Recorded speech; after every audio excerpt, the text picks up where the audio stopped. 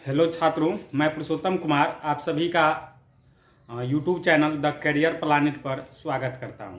कल तक मतलब पिछले वीडियो तक हम लोगों ने बहुपद का एक्सरसाइज 2.1 समाप्त कर चुके हैं। उससे रिलेटेड कुछ कॉन्सेप्ट माने बहुपद का कुछ कॉन्सेप्ट पढ़ चुके हैं। आज थोड़ा सा कॉन्सेप्ट है उनको देखते हैं और एक्सरसाइज 2.2 बना लेते हैं।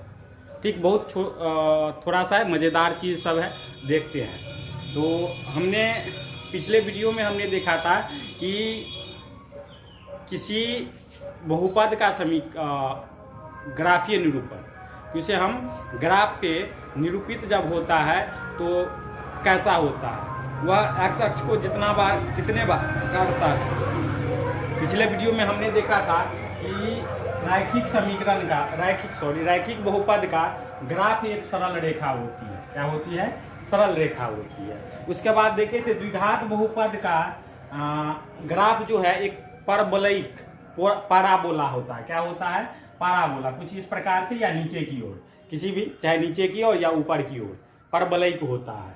ठीक, और साथ ही साथ पढ़े थे कि ये जो ग्राफ है, ठीक है ना, ये जो लाइन खींचे हैं, ये तो स्ट्रेट लाइन होती है, ये होती है वक्र कर्वे। ठीक, ये एक्स अक्ष को जितने बार काटेगी, वाई अक्ष से हमें कोई लेना देना नहीं है, एक्स अक्ष को जितने बार टच करेगी, ठीक ना, उतना ही इसका क्या होगा? शून्यक होगा।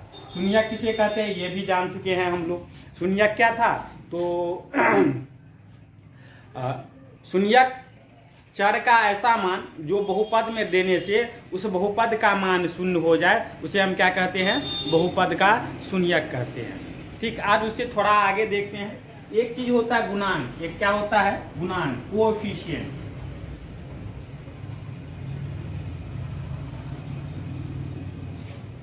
गुणांक, ये गुणांक क्या है? तो गुणांक, गुना जोड़ अंक, गुणांक गुना जोड़ अंक, यानी कि किसी अचर के गुना में जो भी रहता है अंक, उसे हम क्या कहेंगे? गुणांक कहेंगे, कोएफिशिएंट करेंगे। जैसे 9x² है तो यहाँ x² का गुणांक क्या हुआ? तो ये 9, x² का गुणांक 9। 3x लिखा है तो यहाँ x का गुणांक 3, x का गुणांक 3। तो हमें इन्हीं द्विघात बहुपद में, ठीक ना, द्विघात बहुपद के गुणांक और शून्यकों के बीच क्या संबंध है, उनको हमें आज देखना है। क्या देखना है? कि द्विघात बहुपद के गुणांक और शून्यकों के बीच में क्या संबंध है। तो एक द्विघात बहुपद का स्टैंडर्ड रूप कुछ इस प्रकार का होता है, ax² + bx + c। इसमें क्या है? x² का गुणांक a है, x का गुणांक b है और c क्या है? अचर पद है, कांस्टेंट है। c क्या है? एक कांस्टेंट है। हमें दो या तीन लेटरों को जानना है, ये और ये क्या है? तो ये एक ग्रीक लेटर है, ग्रीक लेटर, यूनानी लेटर है, यूनानी अक्षर है। यूनानी भाषा में इसे अल्फा, इसे बीटा और इसे गामा, जो कि आगे इस गामा, अभी हम केवल अल्फा और बीटा पर चर्चा करेंगे, गामा को आगे पढ़ेंगे। हम अभी क्या देखेंगे? अल्फा, बीटा और गामा। क्या देखेंगे? अल्फा, बीटा और गामा को। ये यूनानी शब्द है। कौन सा शब्द है? यूनानी लेटर है, यूनानी भाषा का लेटर है, अल्फा, बीटा, गामा। ठीक, अब हम देख लेते हैं शून्यकों और गुणांकों में क्या संबंध होता है।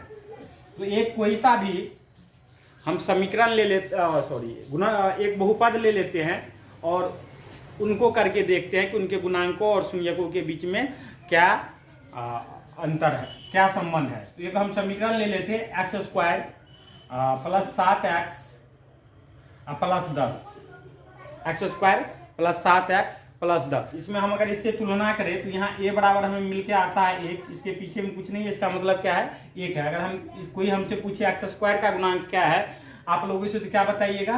तो इसके पीछे में हमेशा 1 क्या होता है? गुना के रूप में रहता है। तो x² का गुणांक क्या होगा? 1 होगा। अगर -x² लिखा है तब कहेगा गुणांक क्या होगा? तो इस स्थिति में इसका गुणांक हो जाएगा, गुणांक कितना हो जाएगा? -1 हो जाएगा। क्या हो जाएगा? -1, चिन्ह सहित बोलना है। इसमें हमें क्या मिला? a मिला, यहाँ क्या मिला? b मिला और ये c। ठीक, अब हम पहले इनका शून्यक निकाल लेते हैं। क्योंकि इनका शून्यक निकालना है इसीलिए हम लिख सकते हैं 7x² प्लस 7x बराबर 10 अति 0, क्योंकि शून्यक निकालना है। अब नमा में हम लोगों ने गुणनखंड मेथड पढ़ा था, मध्य पद को तोड़कर, मिडिल भाग को तोड़कर गुणनखंड माने बहुपद का शून्यक ज्ञात करना। मिडिल भाग को तोड़कर बहुपद का शून्यक ज्ञात करना हमने किस में पढ़ा था? क्लास 9th में पढ़ा था कि इनको कैसे तोड़ना है। अगर नहीं पढ़े हैं तो कोई दिक्कत नहीं, मैं बताऊंगा, आगे भी आएगा और अभी भी बता रहा हूं इसे तोड़ना कैसे। कोई दिक्कत लेने कोई माने ये अपने पे ये नहीं लेना कि हमें नहीं आता, मैं सिखाऊंगा और कंप्लीटली अच्छा से सिखाऊंगा, इसमें कोई डाउट नहीं, संदेह नहीं। तो यहां क्या है? x² plus 7x plus 10। हमें इन मिडिल भाग को तोड़ना है। कैसे तोड़ना है अभी सबसे पहले हम समझ लेते हैं। अभी पहले उसको समझ लेते हैं, एक बार 9th वाले कॉन्सेप्ट को थोड़ा सा समझ लेते हैं, कोई दिक्कत नहीं, उसके बाद 10th पे चलेंगे। हमें करना क्या है? इस x² का जो कोएफिशिएंट है, x² का जो गुणांक है, उसको इस अचर पद से गुना कर लेना है। क्या करना है? अचर पद से गुना कर लेना। तो यहाँ 10 है, यहाँ 1 है, 10 और 1 को गुना करेंगे क्या होगा? 10 होगा। अब हमें यहाँ एक चीज ध्यान देना कि यहां अगर प्लस का साइन है, क्या है? प्लस का साइन। बस मैं 9th वाला थोड़ा सा कॉन्सेप्ट बता रहा हूं। यहां अगर प्लस का साइन है तो हमें ये जो मिडिल पार्ट है इसको ऐसे दो भागों में तोड़ना है कि जोड़ के इतना हो जाए और गुना करके ये जो आए क्या चीज, इसका गुणांक और इसको गुना करके, अचर पद और x² के गुना को गुना करके, गुणांक को गुना करके जो आए उतना हो जाना चाहिए। यहां अगर प्लस रहता है तो नहीं, हमें इसके यहां वाले मिडिल भाग के साइन से हमें कोई लेना देना नहीं है। 7 के पास प्लस हो या माइनस हो उससे हमें कोई मतलब नहीं है। हमें मतलब मेन ध्यान रखना है यहाँ वाला साइन। ये क्या है? अगर प्लस है तो इसको हमें जोड़ के पुराना है, माइनस है तो माइनस करके पुराना है। तो यहां से हम देख लेते हैं इसको करेंगे कैसे। अगर वैसे करना नहीं आता है तो यहाँ 10 का हम गुणनखंड कर लेंगे। क्या कर लेंगे? 10 का गुणनखंड, अभाज्य गुणनखंड। तो 2 से लगेंगे, 2 पंचे 10, और तो होगा नहीं, तो 5 दूनी 10 और 5 और 2 7, तो मेरा पुर जाता है। तो यहां से लिख लेते हैं x² plus 5x plus 2x plus 10 बराबर 0। अगर यहाँ माइनस रहता, इसी कंडीशन में यहाँ अगर यहाँ माइनस रहता तो क्या होता हम देख लेते हैं। x² माइनस 7x प्लस 10 बराबर 0, ठीक। या यहां से हो जाता है x² minus 5x minus 2x plus 10 equal to 0।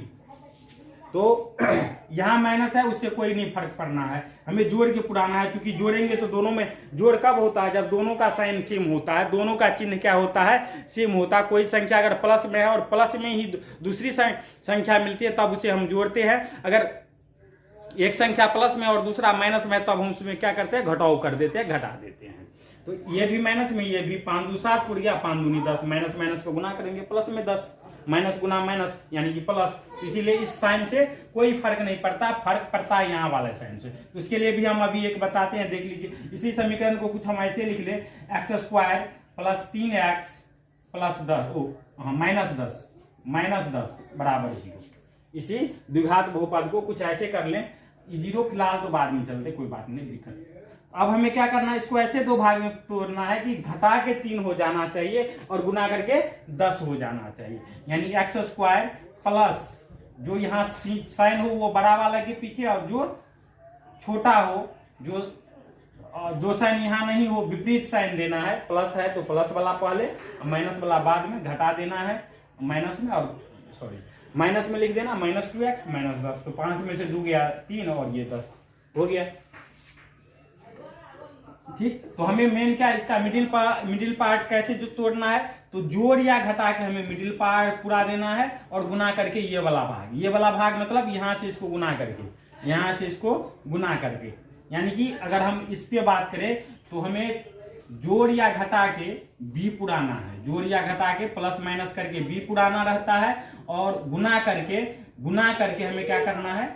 a Guna c पुराना है, गुना करके a गुना c पुराना है। तो इसको अब देखते हैं, आगे बढ़ते हैं, ये सबको मिटा लेते हैं। तो यहां से क्या हो जाएगा? ये आ गया x²। इन दोनों में से हम x कॉमन ले लेते हैं, जो दोनों में हो सेम चीज क्या करना है? कॉमन ले लेना है। x इसमें भी, x इसमें भी, x कॉमन ले लिए। कॉमन लेने का सिंपल सा तरीका है, जो चीज दोनों में है उससे भाग दे दो, कट जाता है। x से स्क्वायर है, x² में x से भाग देंगे, x बच जाएगा। इस 5x में x से देंगे, ये कट जाएगा, बच जाएगा प्लस में 5, प्लस इनमें भी 2, इनमें भी 2, 2 कॉमन ले लो, यहाँ x प्लस 5 बच जाएगा बराबर 0। एक चीज और ध्यान रखना, अगर ऐसे करते हैं मिडिल पार्ट को जोड़ते हैं और अगर ये दोनों सेम नहीं आया तो समझ लेना हमने इसके ऊपर क्या किया है, गलत कर लिया, चाहे माइनस प्लस में या गुना भाग में कुछ ना कुछ में गलत किए हैं। तो मेरा सेम है तो इसको आप कॉमन ले लेते हैं, ये दोनों में है तो इसको पहले एक घर में देके बंद कर देते हैं, और ये क्या है बाहर वाले दोनों, जो बाहर वाला दोनों है उसको एक घर में देके बंद कर देते हैं। अब यहां से क्या करना है, एक बार x प्लस 5 बराबर 0 लिख देना है, क्योंकि शून्यक निकालना है तो एक बार इतना बराबर 0, या x बराबर इधर प्लस में इधर गया माइनस में 5। दूसरा लिखेंगे अब x प्लस 2 बराबर एक बार 0 लिख देना है, क्या लिखना है, x प्लस 2 बराबर 0। तो यहां से को क्या हो जाएगा, या x बराबर इधर प्लस में है उधर जाएगा माइनस में 2। अब यहां से एक निकला x, दूसरा निकला -2, हम करके देखते हैं होता क्या है। ठीक, तो करते हैं। ये दोनों शून्यक हो गया, तो हम पहले शून्यकों का योग निकाल लेते हैं। शून्यकों का योग, शून्यकों का योग क्या होगा, तो -5 और -2 आया, -5 -2 बराबर -7, और -7 यानी कि हम इसे ऐसे लिख सकते हैं, x का गुणांक यानी कि 7 -7 बटा 1, -7 बटा 1, यानी यहां से क्या आता है, x का, थोड़ा इधर लिख लेते हैं, शून्यकों का योग बराबर हो गया -7 बटा 1, यानी कि 7 कहाँ है, x का गुणांक है, 7 क्या है, x का गुणांक है, तो हम इसे लिख सकते हैं इतना बराबर माइनस x का गुणांक बटा x स्क्वायर का गुणांक, एक क्या है, x स्क्वायर का गुणांक, x स्क्वायर का। अब शून्यकों का गुणनफल देखते हैं, शून्यकों का गुणनफल, शून्यकों का गुणनफल क्या हो जाएगा, तो कर लेते हैं गुना, कितना है, -5 गुना -2 बराबर 10, कितना आया 10, और 10 है कितना, तो c/10/1 लिख सकते हैं, यानी कि c/a, और c क्या है, तो c है अचर पद, अचर पद बटा x स्क्वायर का, एक क्या है, x स्क्वायर का गुणांक है, x स्क्वायर का गुणांक। अब इन्हीं चीजों को हम अल्फा बीटा के रूप में देखते हैं, इन्हीं चीजों को अब हम अल्फा बीटा के रूप में देखेंगे। अब हम लोग देखते हैं द्विघातीय बहुपद में अल्फा बीटा के क्रम में। एक चीज हम जानते हैं, पहले से 9th में पढ़े थे कि अगर अल्फा और बीटा, या अल्फा केवल अल्फा एक ही की बात करते हैं, एक ही को बात कर ले, अगर a px का शून्यक है, शून्यक है, क्या है, यदि a px का एक शून्यक है तो गुणनखंड प्रमेय से हम जानते हैं कि x माइनस a px का एक गुणनखंड होगा, क्या होगा, px का एक गुणनखंड है। गुणनखंड प्रमेय क्या कहता है कि यदि a px का शून्यक है तो x माइनस a क्या होगा, px का एक गुणनखंड होगा। इन्हीं चीजों का हमें प्रयोग करना है आगे दिखने, शून्यकों के गुणनफल और योगफल को निकालने के लिए। तो मान लेते एक द्विघात बहुपद, ये रहा द्विघात बहुपद, थोड़ा सा इंक डालना होगा नहीं तो दूसरा मार्क कर देंगे। द्विघात बहुपद इसमें डाल दीजिएगा। मान लेते द्विघात बहुपद क्या है, px ax square plus bx plus c है, ax square plus bx plus c, उन्हीं चीजों को जिनको हम अभी यहाँ देखे थे उन्हीं को अब देख लेते हैं। और अल्फा तथा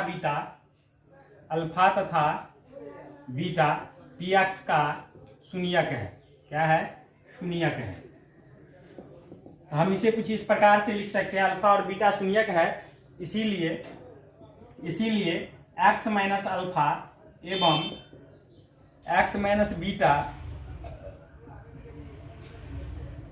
px का गुणनखंड होगा। गुणनखंड पर में से गुणनखंड होगा। अब हम देखते हैं कि ये गुणनखंड होता है तो उसको हम कुछ ऐसे इस पी एक्स को कुछ इस प्रकार से लिख सकते हैं, a x square plus b x plus c बराबर k into x minus alpha into x minus beta, x minus alpha into x minus beta. हम कुछ इस प्रकार से इसे लिख सकते हैं। अब इसका हम गुणनखंड गुना कर लेते हैं, तो के बाहर में एक्स को एक्स से गुना करेंगे एक्स स्क्वायर, एक्स को बीटा से करेंगे तो माइनस बीटा एक्स, अल्फा को एक्स से करेंगे तो minus alpha x, alpha beta को करेंगे तो माइनस माइनस को गुना करेंगे तो प्लस अल्फा बीटा। गुना करना हम पहले से जानते हैं, इस वाले को इसको इससे, फिर इसको इससे, फिर इसको इससे, फिर इसको इससे, 9th में बहुत अच्छा से सीखे थे। फिर के इसी को कर लेते हैं एक्स स्क्वायर, इन दोनों में से माइनस कॉमन और एक्स कॉमन ले लेते हैं तो क्या होगा alpha plus beta into x plus alpha beta. फिर इस के को हम इसके अंदर कर लेते हैं तो क्या होगा k x square minus k into alpha plus beta into x plus k alpha beta, k alpha beta. अब यहाँ इधर है a x square plus b x plus c. अब हम एक्स स्क्वायर एक्स और अचर पद की तुलना करते हैं दोनों साइड। क्या लिखेंगे, इन दोनों साइड क्या करते हैं, इन दोनों का तुलना कर लेते हैं। एक्स स्क्वायर के कोफिशिएंट का तुलना, एक्स के कोफिशिएंट का तुलना और अचर पद के कोफिशिएंट का तुलना कर लेते हैं। यहाँ से हमें देखने को क्या मिल जाता है, एक्स स्क्वायर यानी कि यहाँ से ए बराबर के, यहाँ से हमें क्या मिल जाएगा ए बराबर के। फिर अगर हम इस एक्स के गुणांक को बराबर करें तो यहाँ से हमें मिल जाता है बी बराबर minus k into alpha plus beta, minus k into alpha plus beta. और ठीक इसी प्रकार अगर हम सी को बराबर कर लें तो सी बराबर हो जाएगा के alpha beta, k alpha beta. क्या हो जाएगा के अल्फा बीटा। अब यहां से हम देख लेते हैं a by b, sorry b by a कर लेते हैं, b by a. B by a करेंगे तो हमें क्या मिलेगा माइनस के अल्फा प्लस बीटा बटा के कट जाएगा, इधर माइनस में इधर आ जाएगा तो प्लस में, या अल्फा बीटा को पहले लिख लेते हैं तो अल्फा प्लस बीटा बराबर हमारा आ गया माइनस बी बाय ए। ठीक इसी प्रकार हम इसको इसके बराबर कर लेते हैं, इस के तो क्या हो जाएगा, इन दोनों को अगर समीकरण अलग अलग कर लें, इसको समीकरण मान लेते तो समीकरण 1/2 करते तो ठीक, वो इतना करना नहीं है क्योंकि ये तो पूछेगा नहीं निकालने के लिए। हमें बस ये लास्ट वाला रिजल्ट से मतलब है। किससे मतलब है, लास्ट वाला जो रिजल्ट आया उससे हमें मतलब है, उससे हमें लेना देना है। ठीक, तो अब हम देखते हैं यहाँ कर लेते हैं सी बाय ए। तो सी कितना है के अल्फा बीटा और ए कितना निकला है के कट जाएगा तो क्या बचा अल्फा बीटा बराबर सी बाय ए, अल्फा बीटा बराबर सी बाय ए। तभी इन्हीं चीजों को हम लिख देते हैं। हमें क्या इस मात्र इन दोनों से लेना देना, आगे क्या है नहीं है ये उससे कोई मतलब नहीं है, उतना बस हम वैसे दिखाने के लिए कह दी कि ऐसे हम निकाल सकते हैं। ठीक, उस सब से हमें 10th में इससे उतना कुछ लेना देना नहीं है। ठीक ना, मेन हमें ये दोनों याद रखना है। ठीक, तो अब मिटा के आगे देखते हैं। अब हमें जो ध्यान रखना है वो क्या है, तो शून्यकों का योगफल, शून्यकों का योगफल, यानी कि alpha plus beta, alpha plus beta बराबर क्या होता है, तो माइनस एक्स का गुणांक, माइनस एक्स का गुणांक, कोएफिशिएंट ऑफ एक्स, माइनस लगा देना है, कोएफिशिएंट ऑफ एक्स बटा एक्स स्क्वायर का गुणांक। यानी कि अगर हम x का गुणांक करेंगे तो क्या है b, और b में माइनस लगा देना है बटा में, ये हमें याद रखना है। क्या, तो शून्यकों का योगफल क्या होता है माइनस b बाय ए, यानी कि माइनस x का गुणांक बटा x स्क्वायर का गुणांक। दूसरा चीज हमें याद रखना है, ये द्विघात बहुपद के लिए है, शून्यकों का गुणनफल। ये शून्यकों का गुणनफल क्या होता है, तो अचर पद, अब ये प्राप्त हुआ था अचर पद बटा एक्स स्क्वायर का एक्स स्क्वायर का गुणांक। यानी अगर इसे हम इस प्रकार लिखे, अल्फा बीटा में लिखे, तो अल्फा गुने बीटा बराबर आ जाएगा, अचर पद था सी बाय डी। दोनों याद रखना है कि परीक्षा में कैसे भी पूछ सकता है, शून्यकों का गुणनफल का देगा या अल्फा गुने बीटा भी कह सकता है, तो हमें दोनों रूप में याद रखना है। ये क्या था, द्विघात बहुपद के लिए, द्विघात बहुपद के लिए। अब हम एक देख लेते त्रिघात बहुपद के लिए। ठीक है, ऐसे ही बस उसका योग, शून्यकों का योगफल, गुणनफल और दो शून्यकों को साथ लेकर उसके गुणनफल का योगफल देख लेते हैं त्रिघात बहुपद के लिए। इधर हम बना लेते त्रिघात बहुपद के लिए। त्रिघात दिख रहा है, त्रिघात बहुपद ये कैसा होता है, इसका मानक रूप, इसका मानक रूप कुछ इस प्रकार से होता है, a x cube plus b x square plus c x plus d, ये पी एक्स बराबर होगा। इसमें अगर हम शून्यकों का योगफल निकालेंगे, शून्यकों का योगफल, तो शून्यकों का योगफल हो जाएगा ठीक इसी प्रकार, माइनस एक्स स्क्वायर का गुणांक माइनस ये पहले वाला माइनस एक्स स्क्वायर का गुणांक बटा एक्स क्यू का गुणांक, एक्स क्यू का गुणांक। अगर इसे हम अल्फा बीटा गामा, एक चीज हम तीसरा चीज बताए थे कि यूनानी भाषा का शब्द है, इसे अल्फा इसे बीटा, और एक तीसरा बताए थे गामा। क्योंकि त्रिघात बहुपद है और त्रिघात बहुपद के कितने तीन शून्यक होते हैं, तो पहला शून्यक हम मान लेते हैं अल्फा, दूसरा गामा और दूसरा बीटा और तीसरा गामा। तो यहां से हमें मिलके आ जाएगा alpha plus beta plus gamma, alpha plus beta plus gamma बराबर माइनस बी स्क्वायर के पहले बी है, एक्स स्क्वायर के पहले बी है बटा में ए, यानी कि alpha plus beta plus gamma बराबर हमें क्या आया, माइनस एक्स स्क्वायर का गुणांक बटा एक्स क्यू का गुणांक। अब दो शून्यकों को, अब दूसरा देख लेते, दो शून्यकों को साथ लेकर, दो शून्यकों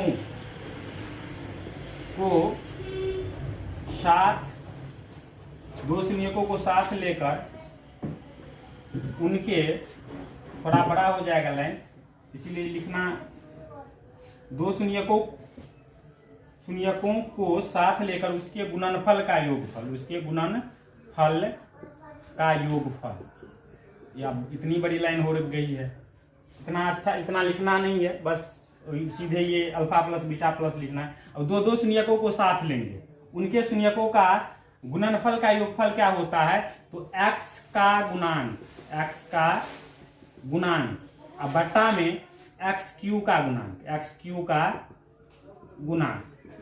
अगर हम अल्फा बीटा गामा के रूप में लिखे तो अल्फा गुना बीटा प्लस बीटा गुना गामा प्लस अल्फा गुना गामा, अल्फा गुना बीटा प्लस बीटा गुना गामा प्लस अल्फा गुना गामा बराबर हो जाएगा, यहाँ x का गुणांक क्या है, सी बाय ए। और तीसरा याद रखना है हमें, तीसरा और लास्ट इन्हीं का शून्यकों का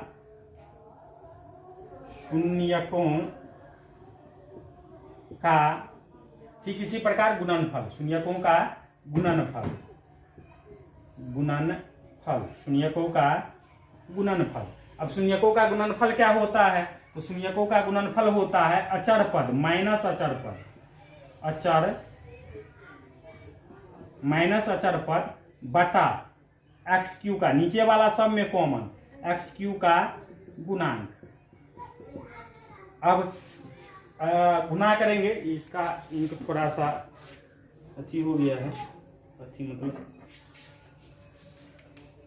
इसका मतलब है अल्फा गुना बीटा गुना गामा बराबर माइनस डी बाई ए। क्या होता है, अल्फा गुना बीटा गुना गामा बटा डी बाई ए। तो हम एक बार इसको फिर से एक बार दोहरा लेते हैं, एक बार देख लेते हैं क्या है, अल्फा प्लस बीटा बराबर होता है माइनस बी बाई ए, यानी कि माइनस एक्स का गुणांक बटा एक्स स्क्वायर का गुणांक, ये द्विघात बहुपद के लिए है। और अल्फा गुनी बीटा यानी कि शून्यकों का गुणनफल बराबर हो जाता है सी बाय ए, सी बाय, हाँ हम यहाँ डी लिख दिए थे, गलती से लिखा गया है, ए होता है सी बाय ए लिखे थे, डी शायद हो गया था, सी बाय ए। एक्स स्क्वायर का गुणांक क्या है, ए है, यहाँ द्विघात बहुपद लिखे नहीं है, एक बार लिख लेते हैं फिर से, ठीक, ये हो जाएगा। अब त्रिघात बहुपद में देखते हैं शून्यकों का योगफल alpha plus beta plus gamma बराबर होता है माइनस बी बाई ए, और दो शून्यकों को साथ लेकर उनके गुणनफल का योगफल यानी कि alpha plus beta beta plus gamma gamma plus alpha या अल्फा प्लस गामा बराबर होता है सी बाय ए, और लास्ट है अल्फा बीटा गामा बराबर होता है माइनस डी बाय ए। अब इनके मदद से हम देखते हैं आगे कि द्विघात बहुपद कैसे लिखेंगे और त्रिघात बहुपद कैसे लिखेंगे। अब देख लेते हैं अगर शून्यकों का योगफल और गुणनफल दिया रहे तो द्विघात बहुपद कैसे लिखेंगे। एक फॉर्मूला हमें बस याद रखना है, द्विघात बहुपद बराबर होता है x square minus alpha plus beta into x plus alpha गुना बीटा। क्या होता है? X square minus alpha plus beta into x plus alpha गुना बीटा। ठीक, और ठीक इसी प्रकार त्रिघात बहुपद के लिए त्रिघात बहुपद के लिए क्या हो जाएगा? X Q minus alpha plus beta plus gamma into x square, plus में यहां हो जाएगा alpha beta beta gamma plus alpha gamma into x, और माइनस में अल्फा बीटा गामा। ये हमें याद रखना होगा। शून्यकों का गुणनफल, और कहेगा दो शून्यकों को साथ लेकर उसके गुणनफल का योगफल, और शून्यकों का गुणनफल दिया है। और त्रिघात बहुपद देखने के लिए तो हम ऐसे बना लेंगे x Q minus alpha plus beta plus gamma x square plus alpha beta plus beta gamma plus alpha gamma into x minus alpha beta gamma. अब हम लोग देख लेते हैं एक्सरसाइज 2.2। अब अपने लोग देखते हैं एक्सरसाइज 2.2। थोड़ा क्वेश्चन लिख लेते हैं क्योंकि समय बचेगी। अब देखते हैं एक्सरसाइज 2.2। पहला क्वेश्चन कह रहा है कि निम्न द्विघात बहुपदों के शून्यक ज्ञात करें। इनका हमें पहले क्या करना है? शून्यक निकालना है, और उसके बाद कह रहा है शून्यकों तथा गुणांकों के बीच अभी जो संबंध पढ़े कि शून्यकों और गुणांक के बीच क्या संबंध है, उसकी सत्यता की जांच करें कि सत्य होता है या नहीं होता है। तो हम पहला सवाल से पहला 1 नंबर क्वेश्चन से देख लेते हैं। पहला क्या है? X square minus 2x minus 8, ये एक्स बराबर। अब चूंकि यहां लिख लेंगे एक लाइन, चूंकि शून्यक ज्ञात करना है,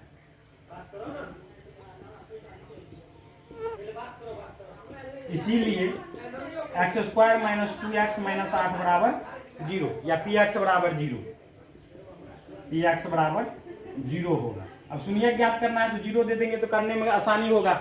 ठीक, अब गुणनखंड विधि से हम इसका कर लेते हैं। किस विधि से?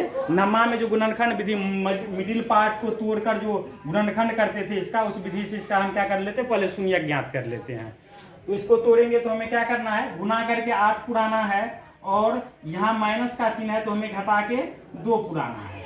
तो 4 दूनी 8, और 4 में से 2 गया तो 2 कर लेते हैं आगे। या यहाँ से हो जाएगा एक्स स्क्वायर, और बड़ा वाला जो है, बड़ा वाले के पीछे घटाव का चिन्ह देना है। तो minus 4x plus 2x minus 8 बराबर 0।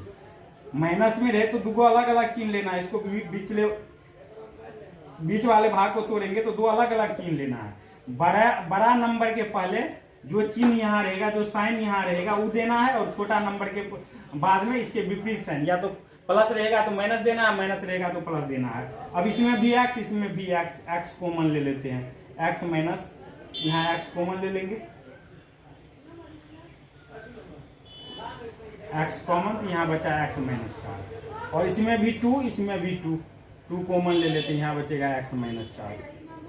अब दोनों में से x माइनस 4 दोनों जगह है, कॉमन ले लेते हैं, यहाँ बचा x प्लस 2। बाहर वाला जो है उसको एक घर में देके बंद कर देते हैं। अब ये बताए थे कुछ देर पहले। अब यहाँ क्या है? अब यहाँ से लिखेंगे एक बार x माइनस 4 बराबर 0, या तो यहाँ से आ गया x बराबर 4 लिख लेंगे। अब ये इधर गया तो 0 हुआ था, अब ये वाला इधर गया था, अब इसको रहने देते, इसको इधर दिया तो कितना बराबर 0 होगा, यानी कि x प्लस 2 बराबर 0 हो जाएगा। या x बराबर होगा, इधर प्लस में था, इधर गया माइनस में 2। अब यहाँ से अगर हम मान ले कि अल्फा बराबर 4 और बीटा बराबर हमें माइनस 2 आया, तो हमें क्या सिद्ध करना है कि अल्फा प्लस बीटा बराबर क्या होता है। तो अल्फा प्लस बीटा देख लेते हैं। अल्फा प्लस बीटा, इसका हम ABC भी यहाँ निकाल के रख लेंगे। पहले ये A बराबर 1, B बराबर -2 और C बराबर -8। अल्फा प्लस बीटा यानी कि 4 प्लस -2 बराबर कितना बचा? 2। और इधर हम कर लेते हैं -B/A। माइनस बी बाई ए, तो माइनस बी, तो बी माइनस और बी के स्थान पे 2 और ए के स्थान पे 1, यानी क्या होगा माइनस बी बाई ए बराबर माइनस 2। यहाँ माइनस था, माइनस माइनस होगा, माइनस माइनस प्लस 2। अब यहाँ से हम क्या देखते हैं कि अल्फा प्लस बीटा बराबर भी 2 आया और माइनस बी बाई ए बराबर भी 2 आया, यानी कि एगो संबंध की जांच हो गई कि अल्फा प्लस बीटा बराबर क्या होता है, माइनस बी बाई ए होता है। अब हमें दूसरा संबंध जांचना है, अल्फा गुना बीटा कर लेते हैं।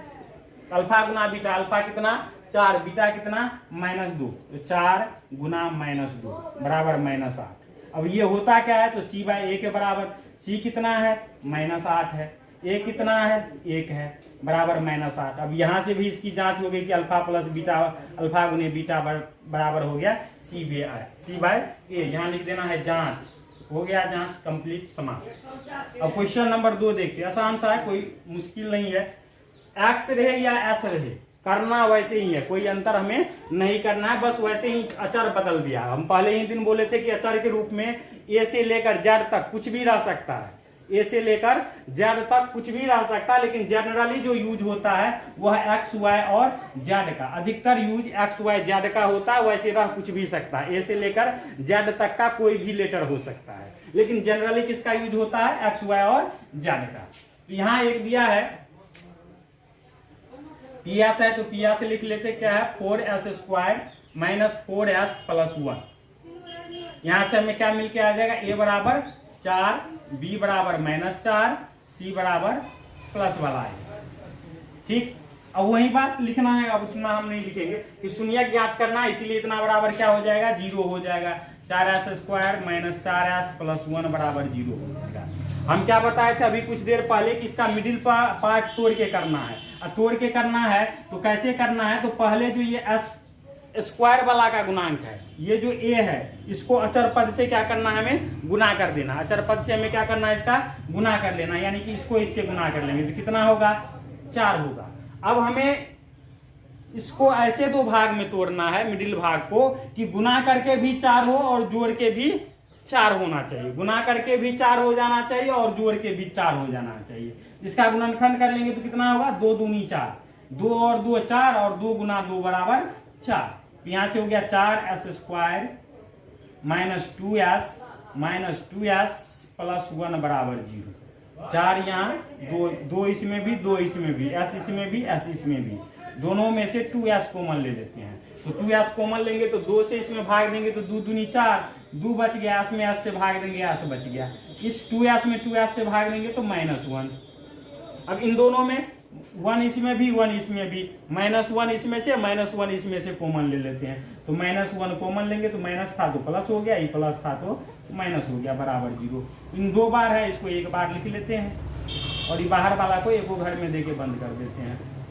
ठीक, अब यहाँ से हमें क्या निकल के आएगा, एक बार इतना बराबर, यानी कि दोनों सेम है तो कोई एक निकाल लेते, उसके बाद छोड़ देते, 2s माइनस 1 बराबर 0, या 2s बराबर हो गया माइनस में, उधर गया प्लस में, या s बराबर में निकल के आ गया 1/2। अब यहाँ से क्या आया, अल्फा बराबर 1/2, बीटा बराबर भी 1/2 ही होगा। अब हम जांच कर लेते हैं, जांच अल्फा प्लस बीटा देखना है, अल्फा प्लस बीटा कितना आएगा, तो 1/2 प्लस 1/2 जोड़ लेंगे, लघुत्तम 1, 2/2 बराबर 1, 2/2 बराबर 1। अब हम इसका माइनस बी बाई ए देख लेते हैं, तो minus b by a, b कितना -4, तो पहले से माइनस है, ये -4, ए कितना है 4/4, आ गया 4/4 बराबर 1, यानी कि यहाँ से क्या आया, अल्फा प्लस बीटा बराबर भी 1 और माइनस बी बाई ए बराबर भी 1, यानी कि पहला जो संबंध था वह क्या हो गया, सत्य हो गया। अब दूसरा संबंध देख लेते हैं, गुणनफल वाला संबंध, अल्फा गुना बीटा, अल्फा निकला है 1/2 और बीटा भी निकला है 1/2, गुना कर लेते हैं दोनों को, क्या होगा 1/4। अब सी बाई ए देख लेते हैं, सी बाई ए, तो सी है यहाँ 1 और ए है 4, 1/4, यानी कि ये वाला संबंध भी हमारा क्या हो गया, सत्य हो गया। बस जांच करना था, जांच में आ गया, हो गया। अब आगे देखते हैं, आसान सा है, अब देख लेते हैं 3 नंबर, थोड़ा आसान सा है, थोड़ा जल्दी कर लेते हैं। क्या है कि px बराबर फिर है 6x² माइनस 3 माइनस 7x, इसको हम क्या करते हैं मानक रूप में ले आते हैं, तो 6x² माइनस 7x माइनस 3 हो गया। अब यहाँ से हम देखते हैं a बराबर कितना 6, b बराबर -7, c बराबर -3, इसका फिर गुणनखंड कर लेते हैं वैसे ही 0 देके, तो 6x² माइनस 7x माइनस 3 बराबर 0। अब इसे हमें क्या करना है, इसको इससे गुना करना है, तो 36 18। अब हमें करना क्या है, घटा के 7 पुराना है और गुना करके 18 पुराना है। क्योंकि यहाँ माइनस है, हम पहले ही बता चुके हैं कि अगर अंतिम वाले अचर पद में माइनस लगा रहता है तो घटा के हमें पुराना होता है, और प्लस लगा रहता है तो जोड़ के पुराना होता है। तो कर लेते हैं 18 का गुणनखंड कर लेते हैं, 2 9 3 3 3 3 9 9 दूनी 18, 9 में से 2 जाएगा 7। तो यहाँ से कर लेते 6x² minus 9x minus 2x minus 3 बराबर 0, यहाँ प्लस हो जाएगा। इनमें भी 3x इसमें भी 3x कॉमन, 3x कॉमन, यहाँ बचा 3 दूनी 6, यहाँ बचा 3 तिया 9, इसमें प्लस 1 ले लेते हैं, यहाँ बचा 2x माइनस 3 बराबर 0, 2x माइनस 3 2x माइनस 3 दोनों में 2x माइनस 3 कॉमन, बच गया 3x प्लस 1 बराबर 0। यहाँ से एक बार ये पहला वाला 0 या 2x बराबर 3, या यहाँ से आ जाएगा x बराबर 3/2। अब दूसरा वाला लिख लेंगे, अब ये दूसरा वाला 3x प्लस 1 बराबर 0, या 3x बराबर हो जाएगा, इधर प्लस में इधर गया माइनस में, या x बराबर हो गया -1/3। अब यहाँ से हम देखते हैं अल्फा बराबर आया हमारा 3/2, बीटा बराबर आया -1/3। अब जांच कर लेते हैं, जांच शून्यक तो निकल गया, अब जांच alpha plus beta, alpha 3/2, beta plus में आ जाएगा -1/3, लघुत्तम 6 3 तिया 9 घटे 2, 9 में से 2 जाएगा -7/6। अब देख लेते हैं -b/a क्या होता है, तो माइनस b के स्थान पे है -7, यहाँ +7/6 होता है, 9 में से 2 गया 7, तो -7 अब बटा a के स्थान पे 6, यानी कि 7/6, दोनों ये दोनों क्या हो गया सेम है, अल्फा प्लस बीटा बराबर -b/a। दूसरा एक देख लेते हैं, अल्फा गुने बीटा देख लेते, इधर थोड़ा बना लेते तो दूसरा सवाल बना लेंगे। अल्फा गुना बीटा बराबर, तो एक है निकला 3/2 और दूसरा है -1/3, 3/2 गुना -1/3, 3 कट जाएगा, बचा -1/2। अब c/a देख लेते हैं, c कितना है, तो c हमें निकल के आया है -3 और a है 6, तो 3 दूनी 2 तिया 6, बचा -1/2, यानी कि ये दोनों भी क्या है बराबर है, अल्फा गुने बीटा बराबर c/a, ये भी जांच हो गया। अब क्वेश्चन नंबर 4 देख लेते, नहीं तो थोड़ा टाइम अधिक लग रहा है। अब चौथा क्वेश्चन, चौथा देख लेते, चौथा क्या है, चौथा 4u² प्लस 8u 8u, ठीक, इसमें a हो गया हमारा 4, b हो गया 8 और c कुछ नहीं है तो 0, c आगे में है ही नहीं तो 0 तो लिख सकते हैं, यहाँ +0 तो 0। अब इसका पहले गुणनखंड कर लेते, शून्यक निकालना है, इसीलिए इसका क्या कर लेते हैं गुणनखंड लिख लेते हैं, कर लेते इतना बराबर 0, 4 इसमें भी 4 इसमें भी, u इसमें भी u इसमें भी, यानी कि 4u केवल कॉमन ले लेंगे, यहाँ बचेगा u प्लस 4 दुनिया बराबर 0। अब यहाँ से क्या आया 4u बराबर 0, या u बराबर हो जाएगा 0/4 यानी कि 0। दूसरा देख लेते हैं, u प्लस 2 बराबर क्या है 0, या u बराबर हो गया, इधर प्लस में इधर जाएगा माइनस में 2, यहाँ लिख देना। अब अल्फा निकल के आ गया एगो 0 और बीटा निकल के आ गया -2। तो शून्यकों का जांच कर लेते हैं, जांच जांच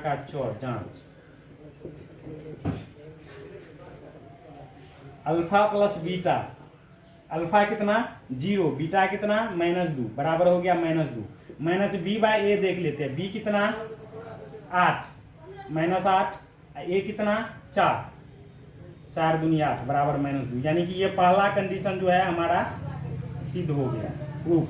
दूसरा देख लेते हैं अल्फा गुने बीटा, अल्फा कितना निकला 0, बीटा कितना है -2 बराबर 0, यानी c/a देख लेते, c 0 a 4, ये भी 0, तो ये दोनों भी क्या हो गया अपना संबंध की सत्यता की जांच हो गई। अब क्वेश्चन नंबर 5 देख लेते हैं, 5 क्या है t² - 15। अब यहां से देखते हैं a बराबर t² के पीछे वाला 1, b बराबर बी बराबर बी वाला भाग नहीं है तो 0 और सी बराबर -15। वहीं लिखना है टी स्क्वायर -15 बराबर 0। इसको इधर ले जाते हैं तो टी स्क्वायर बराबर 15 या यहाँ से टी बराबर हो जाएगा √15। अब हर एक आदमी जानता, अधिकतर आदमी को अगर हम लिख दें कि इसका मान क्या होगा तो क्या करता है, अगर 4 दे दे रूट में 4 तो इसका मान हम में से अधिकतर आदमी क्या लिखते हैं 2, जबकि इसका मान होता क्या है +-2, यानी प्लस में भी 2 और माइनस में भी 2 दोनों होता है। तो यहाँ से हम जानते हैं, यहाँ से में टी बराबर 2 निकलेगा, एगो अल्फा बराबर मान लेते हैं माइनस में है और एक बीटा बराबर +15। तो अब जांच कर लेते हैं। जांच क्या है, alpha plus beta, alpha plus beta कितना हो जाएगा, तो अल्फा है -15 √15 और बीटा है प्लस में, तो कट के 0, b by minus b by a देख लेते हैं। b कितना 0, a कितना 1 बराबर 0, यानी पहला संबंध हमारा वेरीफाइड हो गया। दूसरा देख लेते हैं, अल्फा गुना बीटा, अल्फा गुना बीटा, तो अल्फा हमारा -15 रूट में, बीटा 15 कर लिए, कितना हुआ -15, 15 का 15। अब c बाय ए देख लेते हैं, तो c कितना -15, a कितना 1, यानी ये भी 15 हो गया, यानी ये संबंध भी हमारा क्या हो गया, प्रूव हो गया। अब लास्ट क्वेश्चन एक बचा, वो देख लेते थोड़ा। अगला देखते हैं क्वेश्चन नंबर 6 क्या है, 3x² - x - 4। अब यहाँ से हमें a के बराबर मिला 3, b के बराबर मिला -1, c के बराबर मिला -4। अब चूंकि हमें क्या करना है, इसका शून्यक निकालना है, उस लाइन लिख देना, इसीलिए 3x² - x - 4 बराबर 0। अब वही वाली बात, हमें x² के गुणांक से इसको गुना करना है, तो कितना हो जाएगा 4 तिया 12, और यहाँ माइनस है तो हमें घटा के 1 पुराना और गुना करके 12 पुराना है, तो 4 तिया 12, 4 में से 1 गया 1, है ही आसान सा। तो 3x² - 4x - 3x - 4 बराबर 0, यहाँ प्लस कर देना है, तब ना माइनस में x बचेगा, माइनस में नहीं, +3x। अब x इसमें भी, x इसमें भी, और दूसरा कॉमन नहीं है तो x कॉमन ले लेते हैं, यहाँ बचा 3x, यहाँ बचा माइनस में 4, इसमें से +1 कॉमन ले लेते हैं, यहाँ बचेगा x - 4 बराबर 0। दोनों सेम है, उसको 1 में दे के बंद कर देते हैं, बाहर जो बचा उसको 1 में दे के बंद कर देते हैं, बराबर 0। अब यहाँ से एक बार इसके बराबर लिख लेंगे 0, या यहाँ से आ जाएगा, ये माइनस में उधर जाएगा प्लस में 4, x बराबर हो गया 4/3। दूसरा लिखेंगे अब x + 1 बराबर 0, या x बराबर हो जाएगा प्लस में, इधर गया माइनस में। अब यहाँ से एक को अल्फा मान लेते हैं, दूसरे को बीटा, तो अल्फा बराबर 4/3 और बीटा बराबर आ गया -1। तो अब जांच कर लेते हैं, जांच अल्फा प्लस बीटा बराबर, अल्फा प्लस बीटा बराबर, अल्फा हमारा निकला 4/3, बीटा निकला -1, यहाँ जोड़ का चिन्ह देंगे तो प्लस माइनस लघुत्तम कर लेते हैं, तो 1, यहाँ 4 का 4, यहाँ -3 बराबर 1/3। अब -b/a देख लेते हैं, -b -1 माइनस पहले से आई, b के स्थान पे -1 और a के स्थान पे 3, यानी कि -+1/3। पहलुका नियम, पहलुका संबंध जो है वो सत्य हो गया, अल्फा प्लस बीटा बराबर -b/a। दूसरा संबंध देखते हैं, दूसरा संबंध क्या है, अल्फा गुने बीटा। तो अल्फा है 4/3 और बीटा है -1, गुना करेंगे तो -4/3। c/a देख लेते हैं, c कितना है -4, a कितना है 3। यहाँ से फिर हमें दोनों देखने को मिलता है कि सेम है, तो सेम है तो अल्फा गुने बीटा बराबर c/a। इसकी भी जांच हो गई, यानी कि क्वेश्चन नंबर 1 समाप्त हो गया। अब हम अगले वीडियो में क्वेश्चन नंबर 2, इसी 2.2 का क्वेश्चन नंबर 2 और शेष अगला जो बनाना है, यानी कि एक है विभाज्यता, बहुपद का विभाज्यता का नियम है, ठीक, उसको पढ़ना है। उसके बाद आगे और जो कुछ भी है उसको देखना है।